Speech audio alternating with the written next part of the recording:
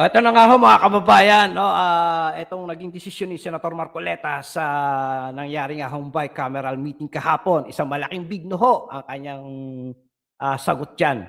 Hindi lang naman si Senator Marcoleta maging si Senator Amy Bongo Bato, Senator Robin, ewan ko yung ibang mga senador kung ano ang tugon nila diyan. Kasi yan hong yung BICAM na yan, diyan ho nag-uumpisa ang katiwalian. Ang mga insertion, kung naalala niyo last year, diyaan ho, may lumabasong mga blankong ano diyan sa BICAM na yan, yung mga na nabisto ni Congressman, Ungab, 'no? At ipinakita niya nga yun kay Tatay Digong noon at 'di ba usapan pa nila yun doon sa programa noong ano channel yun, yung kay Mayor Baste. Usapan nila yan doon. Maging si Senator, si Attorney Vic Rodriguez ay nakakuha rin ng mga dokumento at, ebidensya na talagang mayroong nangyaring insertion sa BICAM na yan. Hindi lang yan, may mga reporter din na nakakuha ng dokumento tungkol diyan at may mga nag-deny ng mga mambabatas, ng mga senador na kung saan sila pala ay kasangkot din sa insertion na yan.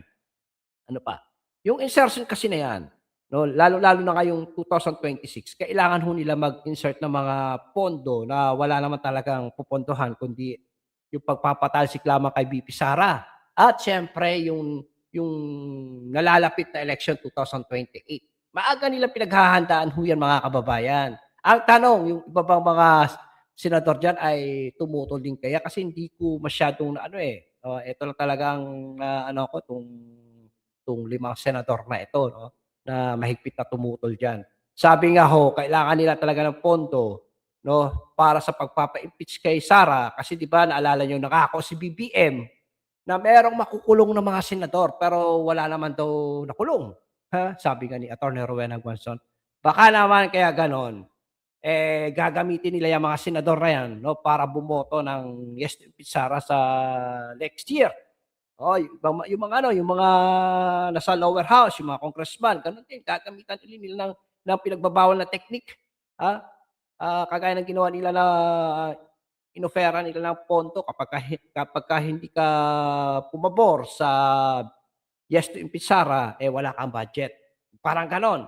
So, kailangan nila talaga mag-insert ng mga pondo diyan, mga kababayan. So, ngayon eto si Senator Marcoleta, i-diniscuss niya ho diyan sa kanyang privilege speech kahapon kung ano yung mga rason bakit siya tumutol diyan. Kasi 'di ba, nakaraang taon talagang bumuhos yung mga ayudas, AX, TUPAD at kung ano-ano pang mga ayuda, pero mas malaki pa rin ang kinita ng mga kupal. Mas malaki pa ang naibulsa kung bibigyan nila ng 5,000 o ang isang pamilya, mas malaki pa ang naibulsa nila. Oo, kasi mga kababayan, ang pagkakaalam ko 15,000 daw ang para sa isang pamilya.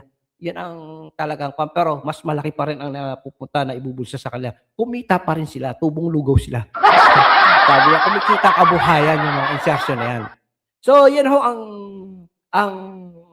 ang nakita kong post dun kay Attorney Rowena Guanzon, yang BICAM na yan 'no, kailangan nila uli magkapag-insert ng malaking pondo dahil isa sa mga talagang ano nila pasok ng bagong taon, January, kailangan makapag-file na sila ng impeachment laban kay VP Sara. Sabi nga, paulit-ulit na lang kung ano-ano na lang, impeachment, yung confidential funds na lahat ng 'yan ay naibasura na. Nasa Korte Suprema na 'yan. So, baka gagawa na naman sila ng ibang issue. Actually, may mga kung ano-ano naman sila na kesyo, may kaso si Sara, gano'n-gano'n.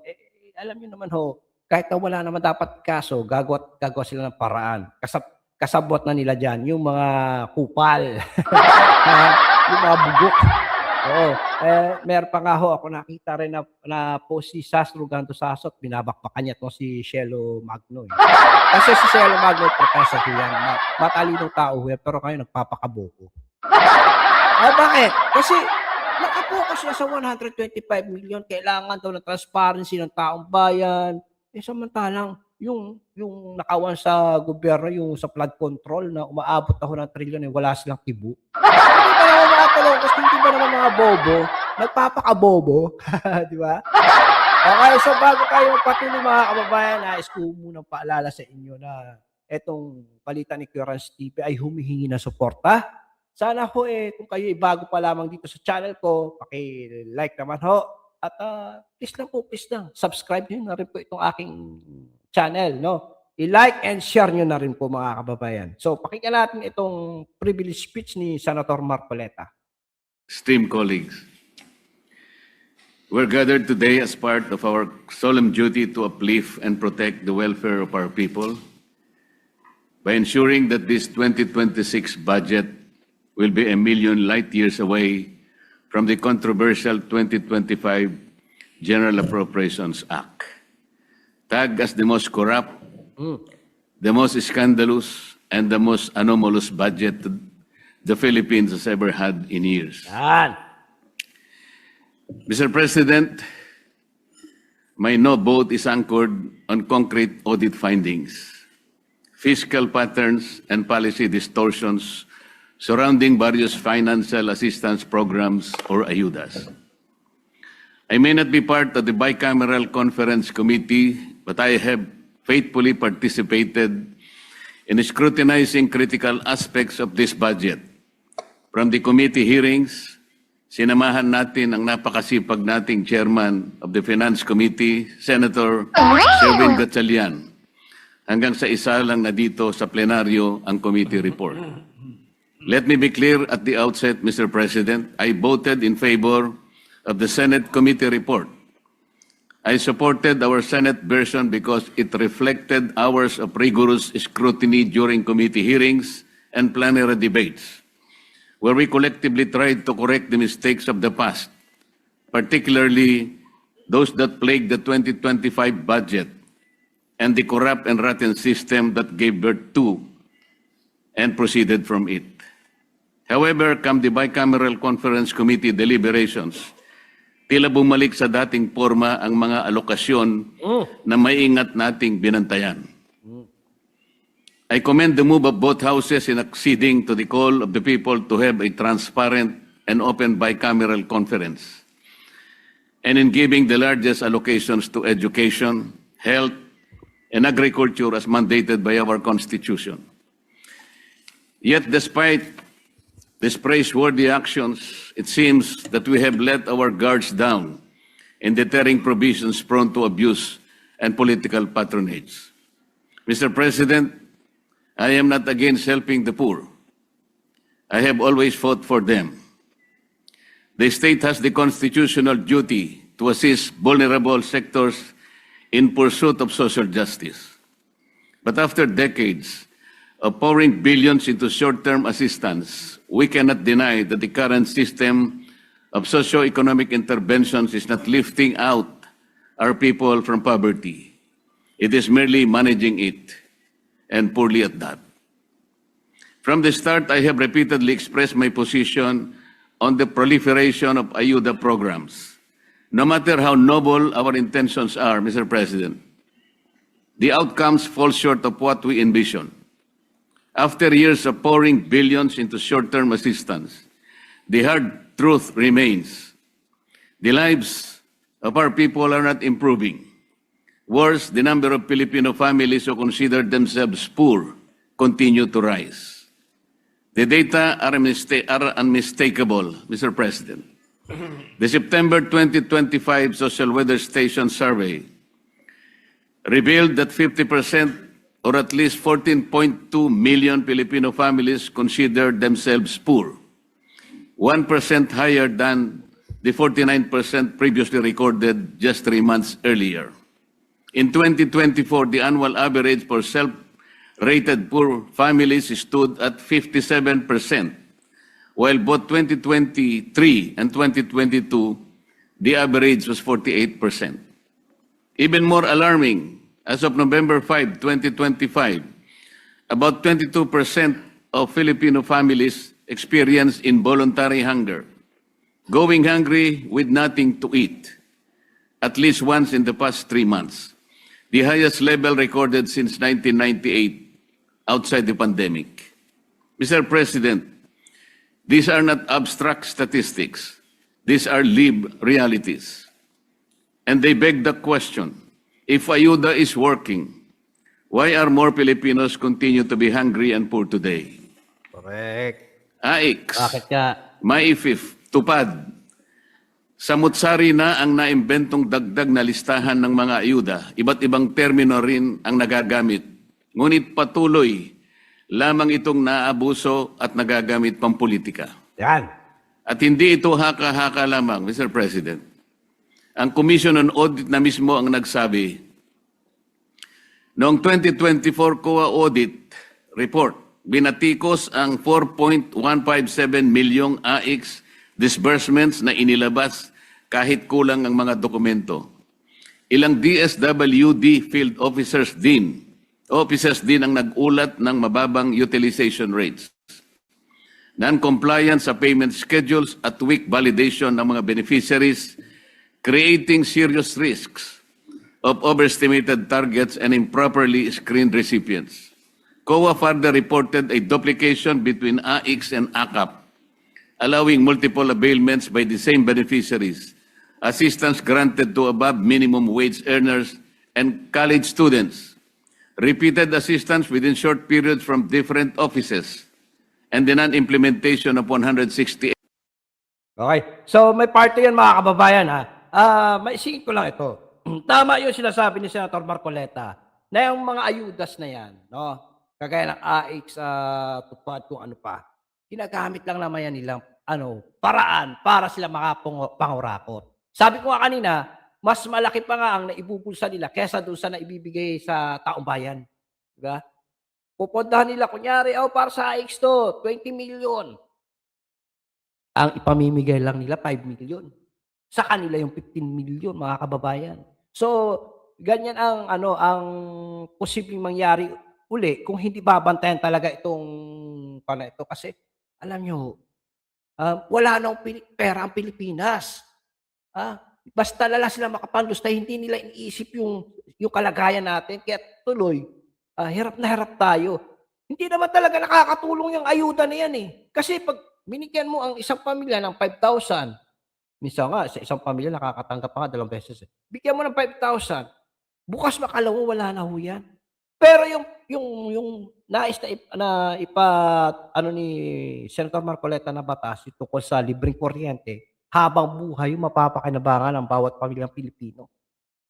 Yung ayuda na ho yan, ginagamit ng ho yan para sila ay, alam niyo na, yung mga politiko, para sila ay magpayabang.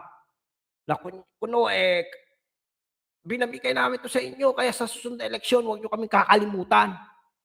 Yan ang ginamit nila noon eh. Diba? Yung mga politiko dyan na tahimik lang pagdating sa ganyan, palibhasa kasi, mga kababayan, nakikinabang sila. Meron nga dyan eh. Akala ko prinsipyong senador, hindi pala. Samantalang pagkayaman-yaman na. Di ba last year may pumutok pa kang balita na pamilya niya pa ang nagdi-distribute ng ayuda. Na samantalang dapat daw yung ayuda na yan ang nagdi-distribute ay ang DPWH o ang DSWD tsaka DOLE. Dapat hindi naman talaga mga politiko, mga kababayan. Hindi naman mga mambabatas. Kaso sila nga, dahil sa kagustuhan nila na ang kanilang kaanak na tatakbo, kagaya ng tumakbong congressman, gusto nila na maipakilala yung kanilang kaanak na yun sa pamamagitan ng pamimigay ng ayuda. Pero mas malaki pa rin ang kinita nila na ibulsa. Kaya tama lang yan, no? Natutulan talaga yung na yan sa bicameral meeting kasi diyan ho nagsisimula ang insertion eh. Di ba? So ito tuloy natin itong part 2 ng privilege speech ni Senator Marcoleta, mga kababayan. Toto. Yet here we are again. The Bicameral Conference Committee has finished off with the greater budget for the ayuda programs, including an additional 4.8 billion for AIX, bringing the total to 63.9 billion. A total of 22.44 billion for TUPAD, after the Senate has deliberately reduced it to 13.08 billion. Or third reading from the House proposal of 21.03 billion.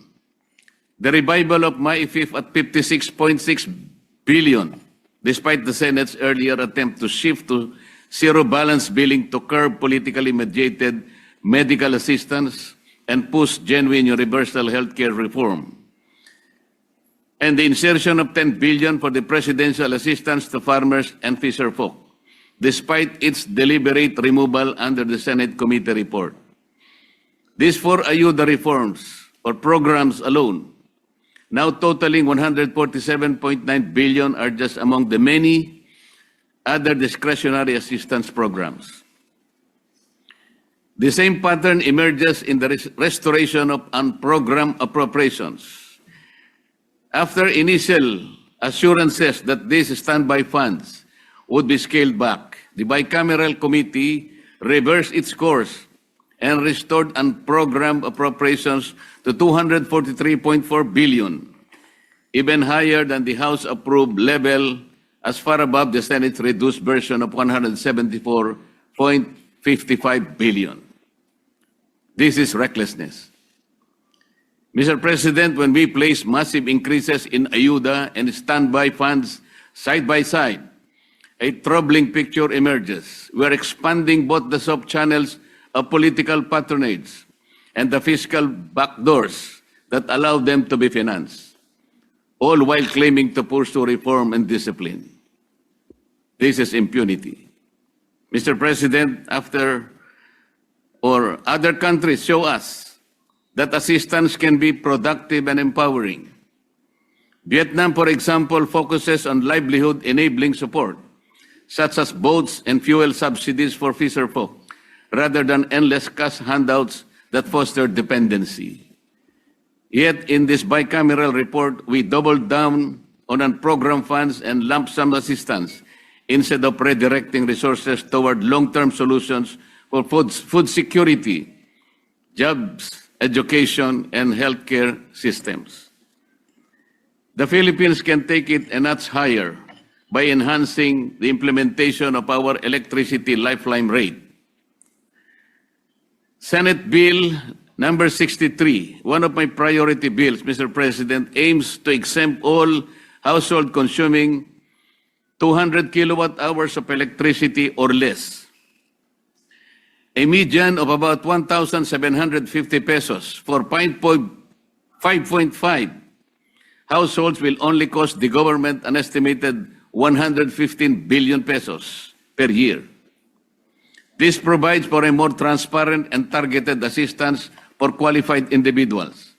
It should be pointed out that under the 2025 GAA alone, Mr. President, 194 billion worth of ayuda was set up for the beneficiaries of PORPIS, MAIP, AIX, TUPAD, and AKAP.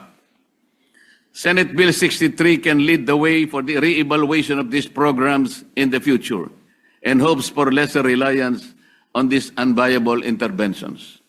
After deliberate consideration of this submitted bicameral conference committee report on the disagreeing provisions on House Bill 45-8, it is with heavy heart that I cast my no vote, Mr. President. I hope that my good friend, Senator Sherwin Gatchalian, will find it in the goodness of his heart the reasons why I am objecting to this bicameral conference report. Masakit ang loob ko na mag-object dahil kasama niyo akong nagumpisa at nagsimula sa pagbusisi nitong 2026 budget. But I stand my ground for the conviction against the chance of possible abuses of the budget. Despite all the protective measures instilled in this budget, there is the ever-present danger of loopholes in the wordings that may be exploited. An uncomfortable reminder that safeguards on the paper do not always prevent abuse in practice. Matuto na tayo sa mga multo ng kahapon.